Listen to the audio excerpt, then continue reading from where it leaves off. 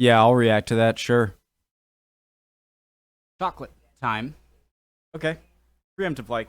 How real Swiss chocolate is made. Hi guys. Voice crack. Great. To dry in the sun to bring out their full flavor. Once the beans make it. No, not 40 seconds in. It is here in Switzerland that the cocoa bean turned into the chocolate that we know today. But most importantly, they invented the conching machine, the most important machine in the making process of chocolate. It makes chocolate smoother, sweeter, and creamier. But what else makes sweet chocolate so distinctive? Well, today we're going to see how this turns into this. Do it. The beans are from the Forastero variety, which has a powerful taste of chocolate with no flowery aromas, a favorite for the Swiss.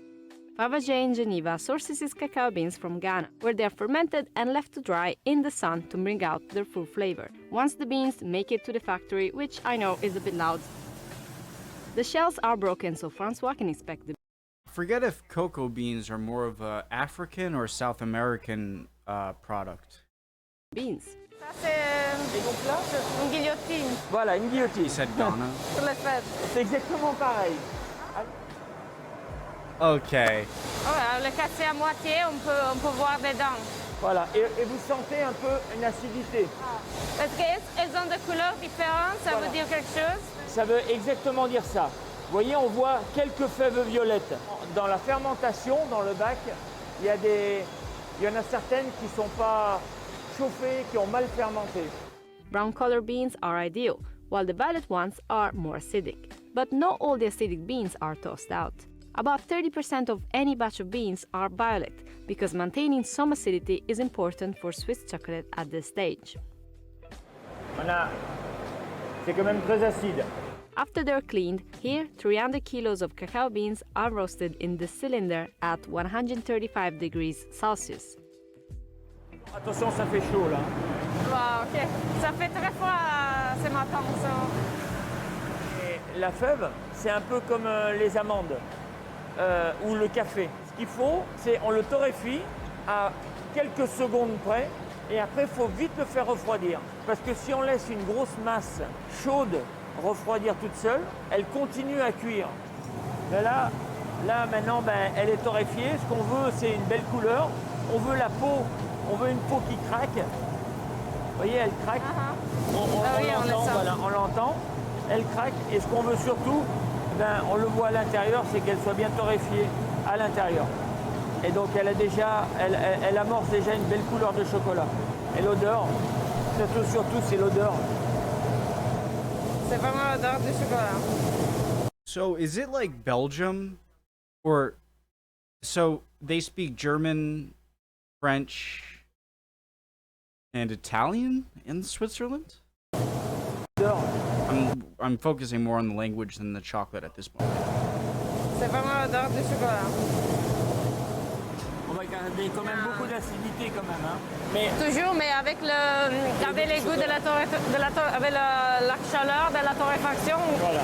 on donne un peu plus l'impression de chocolat, voilà, d'un vase qui est chaud. Mais là, il n'y a pas de sucre. Hein. C'est un fruit qui n'a pas de sucre. Hein. Regardez comme elle est belle. On a déjà la couleur du chocolat. At the end of the roasting, the cocoa nibs should separate easily from the shell, called the husk. To do that, Fabergé uses this machine from 1937. It works by cracking the beans and then blowing away the husks with a fan. Francois takes us to another level of the chocolate factory. Here, the nibs that we have just extracted are being ground. The grinding process actually starts to change the composition of the cacao bean, which is mostly made up of fiber and fat. In the raw bean, the fiber coats the fat. Fiber and what? Oh, fat. Takes us to another level of the chocolate factory. Here, the nibs that we have just extracted are being ground. The grinding process actually starts to change the composition of the cacao bean, which is mostly made up of fiber and fat. In the raw bean, the fiber coats the fat. At the end of the whole making process, it will be the fat coating the fiber, creating a silky smooth chocolate. Ça écrase ça. It's like frosting. Descend comme une pâte. Ça fait comme une pâte. Donc on voit la matière grasse. Elle ne bouge pas sur la cuillère. Non. Il y a beaucoup de fibres. Et il y a encore beaucoup de matière grasse emprisonnée dans la fibre. Et donc c'est encore trop épais. Ça va passer dans les machines pour vraiment faire ça beaucoup plus fin. The fat might still be trapped in the fiber, but heating it up in the grinding process has definitely brought its acidity to life. Oh, ouh! C'est très fort, hein? Ouais, ça a un peu l'odeur, la même odeur du liqueur en fait, de l'alcool. On appelle la liqueur de cacao d'ailleurs. The liquor form marks the end of a lonely road for our chocolate. This mixer contains about 750 kilos of chocolate liquor, powdered milk, and It almost looks like a salsa, like like a chunky frosting. sugar. The Swiss first combined milk with chocolate in 1875, but they learned it was better not to use liquid milk because the liquid and the fat do not bind. So they opted for powdered milk, giving chocolate a smoother texture. François uses whole milk with at least 26% fat for his milk chocolate recipe here at Fabergé. Et encore dans les fibres, on voit encore les grains de sucre, on voit encore beaucoup de... Voilà, vous voyez les grains de sucre. Donc ça ressemble pas du tout à un chocolat encore. Ça les goût un On peu. se rapproche. Et en fait, je sens qu'il y a du lait, qu'il y a le sucre. C'est beaucoup différent de ce que nous avons goûté avant. Mais il y a toujours un peu d'acidité. C'est toujours un peu amer. The conveyor belt is leading our chocolate to a roller. This is yet another step to refine the paste. They measure the size of the tiny particles of fiber in the paste down to the micron, which is 1,000th of a millimeter. The tiny particles in our chocolate paste are now at 300 microns, and the goal is to refine them to as little as 18 with these rollers. The way to know if the chocolate is at the right micron level is a fluidity test. Here, Hervé is mixing it with paraffin for the test. Et là, on est... Là-bas, on était à 300 microns. Ça s'affine. Et ça commence à A third of a avoir millimeter. la même texture de chocolat que je connais. Here we go, 18 microns. The paste is perfect to go ahead with the conching. Before the machine was invented, chocolate makers struggled to give chocolate a velvety texture, and instead their final product was coarse and dry. Now conching works with a combination of grinding and mixing movements. It's done in 2 stages in 2 different conching machines. In the first one, the chocolate is still dry and almost looks like a powder. Donc là, à ce niveau-là, c'est pour ça que c'est aéré. C'est pour vraiment concher, c'est-à-dire vraiment sortir la matière grasse de la fibre. Et en même temps, évacuer l'acide. Donc c'est constamment brassé. Oh, ok. Voilà, et toujours chaude. Sinon, ça bloque. Il faut que ce soit chaud, mais pas trop chaud. Pourquoi? Parce que trop chaud, ça cuirait la poudre de lait.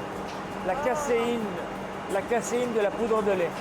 Et si on la cuit trop, elle va avoir le goût de miel ou de caramel. In the second conching machine, the acidity is removed and the fat is extracted from the fiber, making the paste smoother. In total, the conching can last from 8 hours up to a whole day, depending on how the paste responds. Voilà. Donc là, vous voyez, la masse, elle est plastique. Oui. Elle est élastique. After conching, the paste will still be a bit thick. So, based on its fluidity, Hervé will run another test and add some cocoa butter. Cocoa butter is nothing more than the fat we've been talking about this whole time. The chocolate conches for another 40 minutes and then it's ready. But just to make sure that the fat is coating the fiber the way we want it to, let's run another fluidity test. Wow, le test de fluidité est passé. Le test est passé là, c'est bon? I noticed a lot of other languages put the adjective after the noun.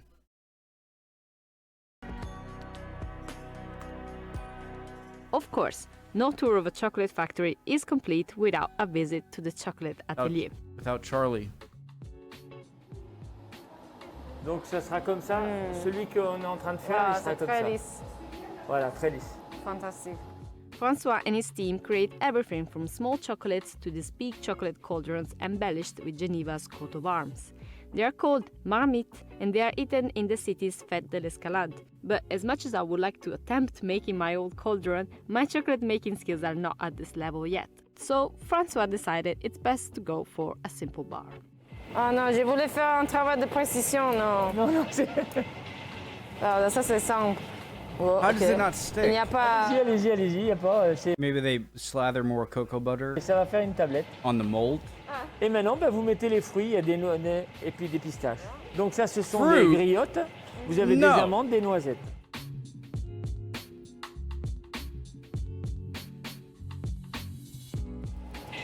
Ouh.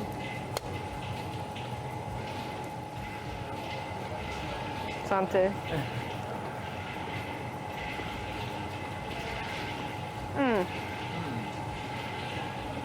J'ai mis beaucoup. Hein. Ouais. J'ai mis J'adore le beaucoup. goût de chocolat au lait. C'est vraiment différent de c'est auquel je suis Guys, I habituée. just don't get what the draw is to dark chocolate. I'm sorry. The only time I ever eat dark chocolate is when I made a mistake and I meant to eat milk chocolate and then I ate dark chocolate by accident. And I'm quickly reminded that it is terrible. Normalement, le chocolat au lait, on goûte beaucoup le sucre, le lait. Mais ici, c'est vraiment un goût plus doux. Peut-être que c'est le lait entier, non? Je sais pas, c'est propre à la Suisse, on aime bien ce chocolat. J'aime beaucoup. Et comme vous disiez, c'est vraiment lisse sur le palais, il n'y a rien du tout. Je suis très satisfait de ma chocolatière. Merci. Love it as always. You know what's weird? I can. My legs are green screened. Because this is green. This. I'm invisible. Okay, cool video, guys. I'm gonna watch how tea is made right here. Oh, I haven't seen it. Time to watch tea now. Shit. Hope you're all doing well. See you guys next time. Bye.